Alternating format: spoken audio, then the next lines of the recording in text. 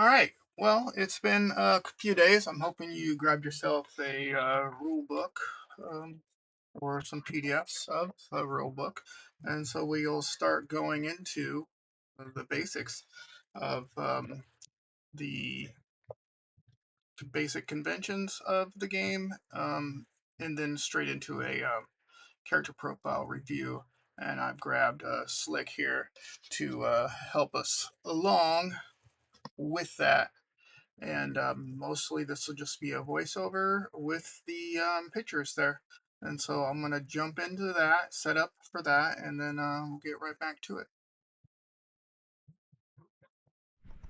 All right, so early in the pages, we talked about what we needed and dice and calculator and everything else.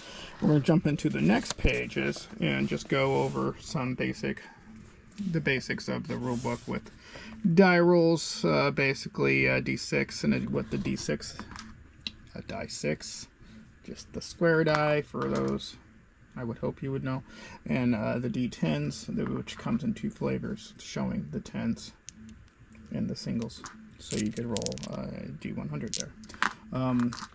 And then just the scatter die with arrows, which direction things go, which makes it really easy. If you don't have a scatter die, they talk about a section here where you can use a d6. And I don't know, if you have a d10, you can roll the d10 and use the top as the direction it's going. So it's going that way from the arrow. You can use that. It's just as easy than rolling the scatter dice and with this arrow pointing the way you want to go. So if you don't have the scatter dice, you can use the 10. Works out really good. Let me see. So 2d6, of course, is 2 die 6. 3d6 would be 3. 3 die 6. If you had something that was roll 3 die 6 and minus 3, you would add the total up and minus 3 off that total. So 7 would be 4. Basic stuff. The other conventions, a reroll would be re-rolling the whole. You pick up the dice and re-roll the whole thing. You only get to do that once, and you don't get to do it continuously. If something says you can re-roll, you re-roll once, and that's it. Fractions are always rounded off to the nearest whole. This will be this will come into a factor here in a minute. We'll get to it. So of course, anything 0.5 or less, or 0.50 and less, would be rounded down, and 0.51 would be rounded up to the nearest whole. So it's fairly easy there. Distances are, and I think I touched on this last time, just distances are given in yards. And whatever you decide as a group what that is, what a yard is in this book, it's basically treating them for 54 mil as an inch. But if you were going to play a 28 mil, Inquisitor 28, then you would probably go with a centimeter or a ½ inch. Centimeters would probably be a little easier for just thinking about it in your head, because 1 yard, 1 centimeter is a lot easier than 1/2 inch.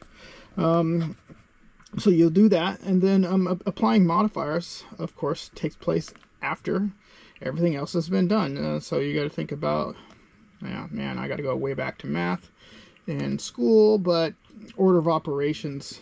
So usually if it's, you take your 2 first and then you would add. So if you rolled, if you were, well, as an example here, so 60 halved is 30, and then you would add the 10 rather than 35.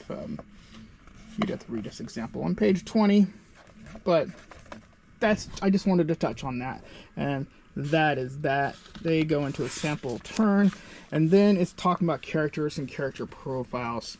And this is what I'm going to get into, showing examples of what we're doing here. You have your all the stats will be from 1 to 100.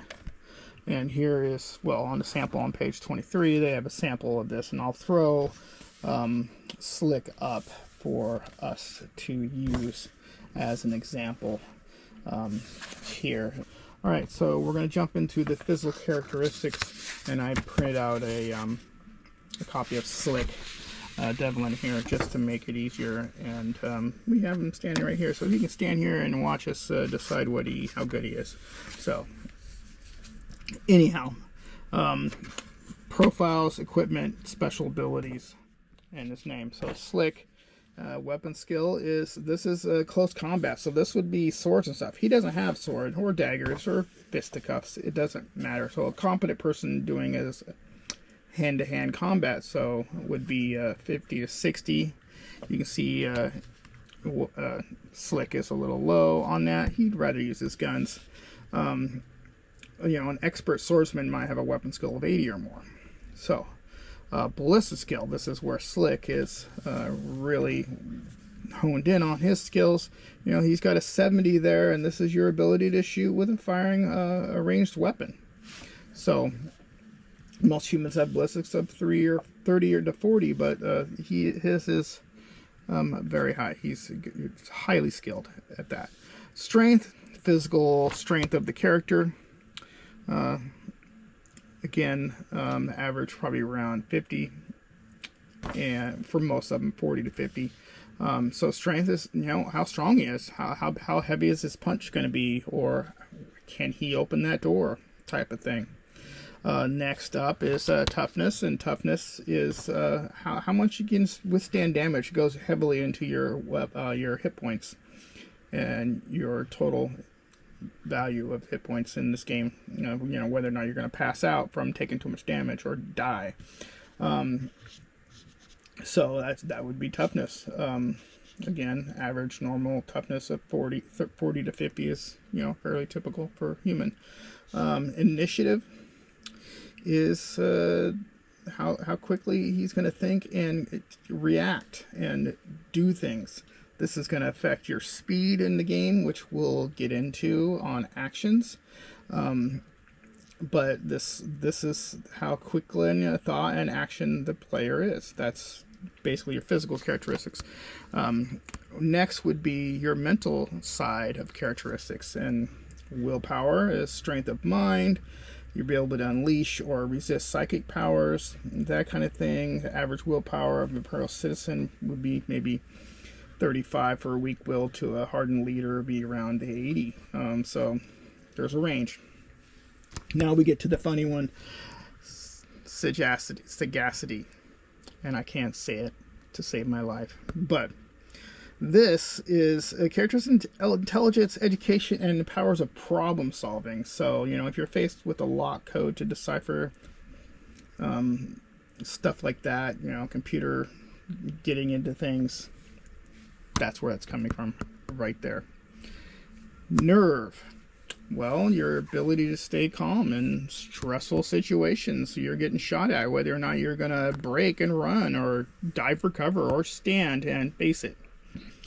And then leadership. Leadership is it's its own character's discipline, but his ability to follow orders, but also, you know, to stay in a fight if he's been told to do something. But also his leadership comes into effect, you know, to be able to command others. If you're going to tell other people how you're going to do stuff and what the plan is. Like in my demo games, I have a leadership roll-off at the start of the game to decide where your characters start, where you come in on the table. This is so the person who wins that leadership roll-off gets to decide where their party comes in on the table and how that affects their mission. You know, they'll know their mission and they'll know which way they want to go, and this will give them that edge. That leadership comes in for me right there. All right, so the next things we need to worry about are the derived stats. There's a couple of we'll be getting into the hit points when we get into damage and things, so I'll go through that, how we figure out the hit points. That'll be a separate thing. Speed is one that we need to be worried about, and speed is equal to this character's current initiative divided by 20 plus 1. Sounds confusing, but really it's just you do this once and then you sort of keep track of it during a game, if you were to take wounds that affected your initiative. So rounding to the nearest whole number. So if we look at If we look at Slick here, his initiative is 73, so divided by 20, plus 1 is 4.65, which would round up because of our rounding rule, our common rule in the game is to the nearest whole. So his speed would be 5, and that comes in handy when we get to actions in our next segment. The last one that they talk about here in the book is handiness and whether or not you're right or left-handed.